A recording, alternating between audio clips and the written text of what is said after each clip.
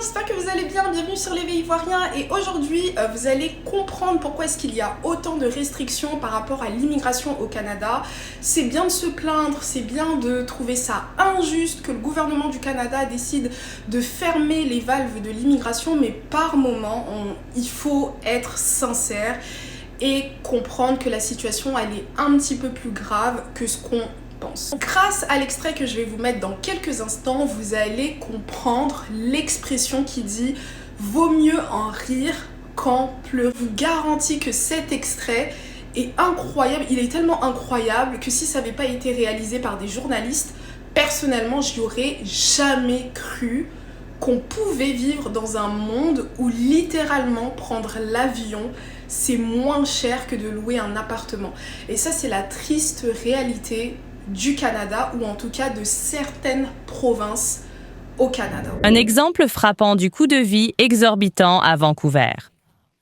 Un étudiant fait la navette depuis Calgary pour ses cours. Selon Abigail Turner, les vols sont rentables vu le marché locatif fou. Pour Tim Chen, aller en cours signifie prendre l'avion, pas le bus. L'étudiant en art vole de Calgary à Vancouver, économisant sur le loyer. Je devrais payer 2500 $ de loyer. Je ne trouve pas ça viable, vous savez. Il paye 150 $ l'aller-retour, 2 fois par semaine. 1200 $ par mois. C'est la moitié du loyer moyen d'un studio en ville. Je me suis dit, pourquoi pas rester à Calgary et voler ici? 1 heure de vol. C'est comme prendre le bus, quoi. Il louait à Vancouver, mais a quitté pour une pause dans ses études. À son retour, le choc des prix. En voyant les prix, j'ai pensé « Wow, quelle augmentation !» Vancouver reste la ville la plus chère du Canada pour les locataires, avec un taux d'inoccupation de seulement 0,9 %. On a même vu des étudiants de l'UBC vivre en van, faute de pouvoir payer un loyer. C'était la seule option viable. Je ne pouvais pas me permettre un studio tout seul. Chen prévoit de voler à l'UBC pour ses 2 cours jusqu'à l'obtention de son diplôme. J'ai 3 heures de cours au total. Après les cours, je prends le bus et retourne à l'aéroport. Une routine qui, selon lui donne du temps pour étudier dans les airs. Comme vous avez pu le constater dans l'extrait, on parle d'un jeune étudiant qui malheureusement est obligé de prendre l'avion pour aller en cours et rejoindre son domicile plutôt que de louer un appartement dans la ville de son université. Et en fait cet extrait, il démontre à quel point la vie au Canada, ou en tout cas dans certaines provinces, peut être intenable parce que les loyers ils ont augmenté de manière drastique depuis quelques années. Partout dans le monde il y a eu l'inflation, partout dans le monde les loyers ont augmenté, etc. Mais je pense qu'il n'y a aucun pays sur Terre actuellement où à certains endroits il est plus rentable de prendre l'avion plutôt que de louer un appartement d'une chambre. Cet extrait est sorti il y a 11 mois sur une chaîne d'information au Canada et malheureusement avec le temps les loyers ont augmenté. Donc dans l'extrait on vous explique que si cet étudiant voulait se louer un appartement d'une chambre, il allait dépenser environ 2100 $ par mois. Donc 11 mois plus tard, vous pouvez aussi regarder sur les sites de location d'appartements, etc. dans la région. Vous allez vous rendre compte qu'effectivement les loyers sont un petit peu plus chers, car plus le temps passe et plus les loyers augmentent. Ce qui est le pire dans cette histoire, c'est que le Canada s'attend à avoir une inflation qui est encore plus grande, parce que depuis l'élection de Donald Trump, on pense, ou en tout cas il a laissé comprendre que 2 pans de l'économie canadienne allaient en subir les conséquences. Donc la première chose, c'est qu'il aimerait mettre une tarification, c'est-à-dire que tous les produits qui vont quitter le Canada pour aller aux États-Unis seront taxés grandement. Donc ça veut dire que techniquement ça va être beaucoup plus compliqué pour les entreprises canadiennes de continuer à vendre leurs produits et leurs services aux États-Unis, ce qui fait que les entreprises vont en pâtir, voilà.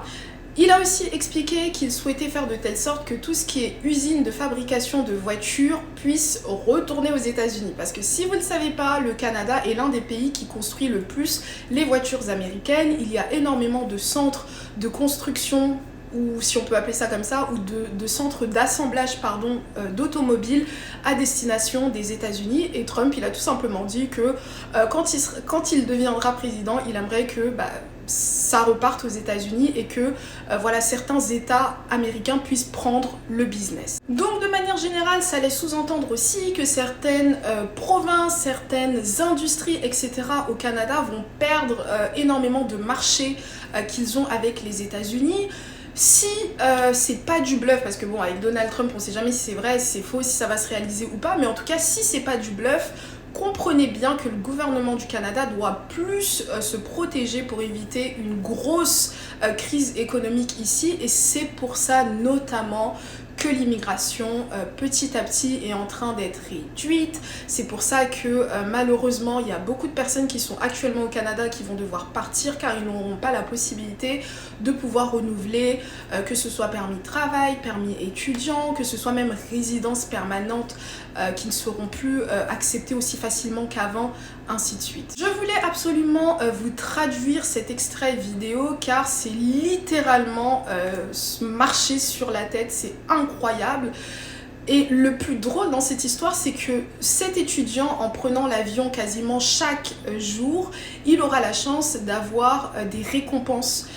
Donc il va petit à petit encore moins payer ses déplacements en avion, alors qu'au Canada, toutes les personnes qui payent un loyer tous les mois, vous savez que chaque année, votre loyer, il augmente, malgré que vous le payez à l'heure, malgré que il est déjà assez cher, etc. Donc lui, littéralement, je pense qu'il est tellement intelligent, ce jeune homme, il est extrêmement intelligent, mais voilà, sans rigoler ou sans se moquer ou sans prendre le sujet à la légère, voilà, moi je pense que c'est l'une des vidéos qui doit vous faire le plus comprendre quelle est la situation actuelle et pourquoi est-ce que les autorités malheureusement décide de se mettre face à l'immigration. Dernière chose pour conclure, n'oublions pas aussi que lui il a de la chance de pouvoir faire ça parce que il a une famille qui l'attend à l'autre bout du pays pour pouvoir l'héberger, etc. Mais voilà, mettez-vous aussi à la place de certains immigrants qui arrivent, qui n'ont pas la possibilité de pouvoir payer des loyers aussi chers, qui n'ont pas la possibilité d'avoir une communauté familiale qui est aussi soudée, etc. Donc ça peut littéralement aussi créer des drames. Et voilà, et c'est pour ça aussi que quand je fais des vidéos, je vous explique qu'il faut venir avec le maximum d'argent possible. C'est vraiment pas pour décourager. En aucun cas je voudrais décourager qui que ce soit d'immigrer, mais voilà, c'est des petits conseils comme ça qui peuvent vous sauver votre famille et littéralement sauver votre mental et votre immigration. Lorsqu'on veut immigrer au Canada, il faut venir avec le plus d'argent possible, c'est primordial. Et puis, petite note positive, je sais que la majorité des francophones, ils vont au Québec, et s'il y a quelque chose qu'on peut dire sur le Québec et que je vais jamais m'empêcher de dire tout simplement, c'est que le Québec est l'une des meilleures provinces en termes de coût de la vie. C'est-à-dire qu'au Québec, lorsqu'on compare par rapport à la qualité des logements que vous avez, parce que je trouve que littéralement ils sont mieux construits les logements au Québec, vous avez cette chance d'avoir des loyers qui sont un petit peu plus bas que dans d'autres provinces ou d'autres villes du Canada, et ça c'est une réalité. Ce sera tout pour cette vidéo, j'espère que vous l'avez appréciée et dites-moi en commentaire si l'expression vaut mieux en rire qu'en pleurer a été démontrée par cette vidéo, parce que moi littéralement c'est le titre que je pourrais donner à l'extrait de cet étudiant qui prend l'avion plutôt que de louer un appartement. Ce sera tout pour cette vidéo, je vous invite à vous abonner, commenter, liker, partager, et moi je vous dis à la prochaine pour une prochaine vidéo, bye bye.